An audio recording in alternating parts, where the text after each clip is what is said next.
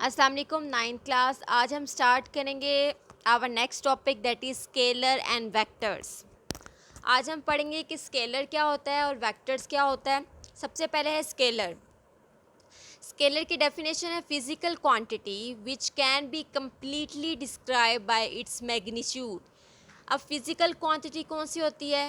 All measurable quantities are called physical quantities. व तमाम quantities जिसको हम मैयर कर सकते हैं they are called physical quantities. वो फिज़िकल क्वांटिटी जिसको जिसको हम मुकम्मल तौर पर जो है वो डिस्क्राइब बयान करते हैं बाय इट्स मैग्नीट्यूड, उसकी मैग्नीट्यूड से। जिसमें जो है जब हम उसकी मैग्नीट्यूड की बात कर देते हैं, उसकी मैग्नीट्यूड से किसी भी चीज़ को जब डिस्क्राइब करते हैं तो हमें बात जो है वो क्लियरली समझ आ जाती है। अब मैग्नीट्यूड क्या है? Magnitude it is a numerical value. Magnitude जो है वो कोई भी न्यूमेरिकल वैल्यू होती है जिसके साथ कोई ना कोई यूनिट होता है। जैसे 2.5 kg, ये 2.5 जो है उसकी न्यूमेरिकल वैल्यू है और साथ में जो है वो इसका यूनिट है। 40 सेकेंड्स, ये न्यूमेरिकल वैल्यू साथ में इसका यूनिट।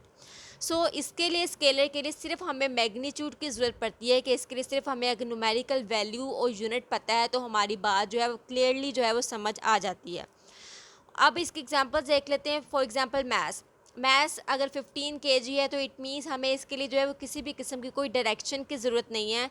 अगर हमें मैथ्स 15 kg पता है, अब मैथ्स के लिए सिर्फ हमें कोई इंस्ट्रूमेंट चाहिए जिसके ज़रिए हम मैथ्स को मेजर कर सकते हैं।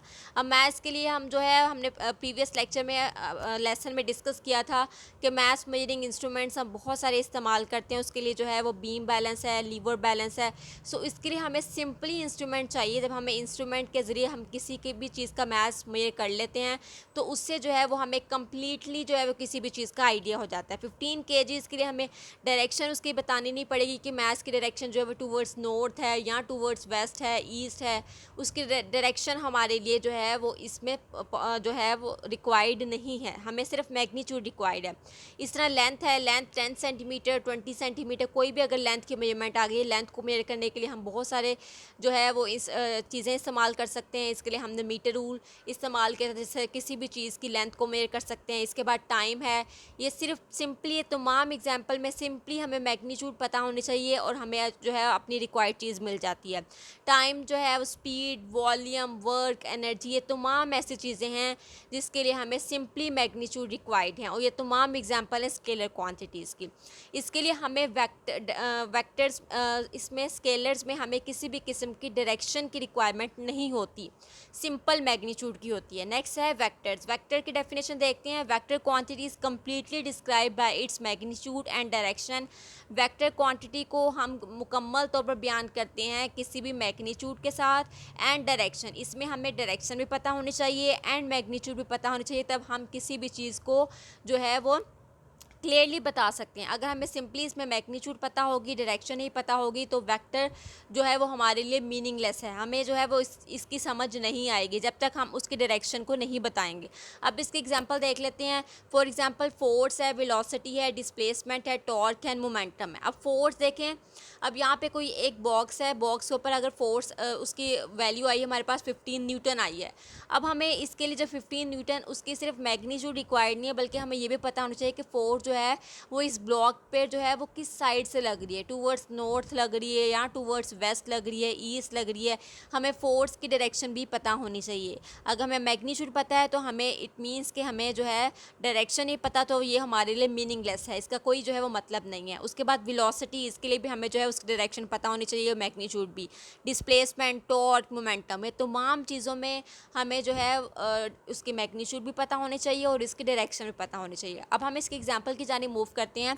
जस्ट सपोज ये जो है एक टेबल है, ठीक है। टेबल पर जो है फोर्सेस लग रही हैं, दो फोर्सेस लग रही हैं, F1 एंड F2। अब जब तक जो है वो हम लोग यहाँ पे जो है वो फोर्स एरो हेड नहीं लगाएंगे, जब तक हमें ये डायरेक्शन हम इसकी इंडिकेट नहीं करेंगे तो हमें जो है वो क्लियरली ये पता नहीं चलेगा कि फोर्स जो है टेबल पर जो है फोर्स जो है वो किस डायरेक्शन में लग रही है, उसकी डायरेक्शन सेम है या उसकी डायरेक्शन ऑपोजिट है। जब तक हम उसकी डायरेक्शन साथ जो एरो नहीं लगाएंगे तब तक जो है वो हमें उसकी डायरेक्शन के बारे में पता नहीं चलेगा। अब जैसे फर्स्ट एग्जाम्पल में है, इसमें क्या है, the direction of force is in same direction. इसमें जो है अगर हम लोग सिर्फ यहाँ पे F1 F2 लिख दें, अब हम साथ में एरो नहीं लगाएं, तो हमें जो है क्लियरली पता नहीं चलेगा कि इसकी डायरेक्शन क्या है। इसकी डायरेक्शन जो है वो सेम है, ऑपोजिट है, किस डायरेक्शन में है। अब नेक्स्ट में देखें यहाँ पे फोर्स की डायरेक्शन जो है, एक F1 फोर्स यहाँ पे लग रही है एक साइड पे, और एक फोर्स लग रही है टूवर्ड्स, जो है एक लग रही है टूवर्ड्स ईस्ट और एक लग रही है टूवर्ड्स वेस्ट। अब हमने यहाँ पे जब तक इसका एरो हेड नहीं लगाया तब तक हमें ये जो है इस डायरेक्शन के बारे में पता नहीं चलेगा। The direction of force is opposite, इस केस में ऑपोजिट है, इस केस में पैरेलल है। ये हमें कैसे पता चला? जब तक हमने यहाँ पे इसकी डायरेक्शन को मेंशन नहीं किया तब तक हमें आइडिया नहीं हो सकता। थर्ड इसकी एग्जांपल है, we are walking at 3 kilometre per hour. अगर हम चल रहे हैं इतने किलोमीटर पर आवर, हम चल रहे हैं टूवर्ड्स नॉर्थ। जब तक हमने यहाँ पे हम सिर्फ अगर सिंपली ये बात करें कि we are walking at 3 kilometre per hour, तो यहाँ पे सिर्फ सिंपली हमने सिर्फ मैग्नीट्यूड को बताया है, हमने वेक्टर को, हमने उसकी डायरेक्शन को एक्सप्लेन नहीं किया। तो ये हमें जो है वो क्लियरली आइडिया नहीं देगा जब तक हम ये नहीं मेंशन करेंगे कि हम किस जानिब मूव किए हैं, टूवर्ड्स नॉर्थ मूव किए हैं या टूवर्ड्स ईस्ट किए हैं, वेस्ट किए हैं, तब तक जो है वो हमें जो है वो क्लियरली पता नहीं चलेगा। So we are walking at 3 kilometre per hour. अगर हम वॉक करें इतने किलोमीटर टूवर्ड्स नॉर्थ की जानिब, तो इट मीन्स हमने किसके बारे में बात की? हमने वेक्टर्स के बारे में बात की है। होप सो क्लास आपको स्केलर और वेक्टर्स के बारे में मेजर डिफरेंस पता चल गया होगा। स्केलर में हम सिर्फ मैग्नीट्यूड को एक्सप्लेन करते हैं और वेक्टर में हम मैग्नीट्यूड को और वेक्टर और डायरेक्शन को दोनों को एक्सप्लेन करते हैं, तब हम जो है वेक्टर क्वांटिटी को एक्सप्लेन कर सकते हैं।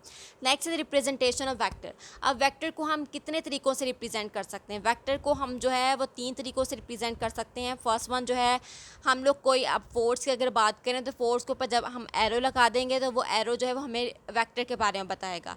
नेक्स्ट जो है इसका सेकंड जो है रिप्रेजेंट करने का तरीका ये है कि हम इसे बोल्ड लेटर से यूज़ करें। बोल्ड लेटर मतलब कोई उसको जो है मोटे लफ्ज़ों में जो है वो हाईलाइट करें, ठीक है, तब हमें जो है वो वेक्टर के बारे में पता चलेगा। थर्ड इसका है, हम इसके लिए कोई एफ़ के ऊपर कोई लाइन वगैरह लगाएं, कोई बार यूज़ करें जिसके ज़रिए हमें पता चलेगा कि ये वेक्टर की रिप्रेजेंटेशन है।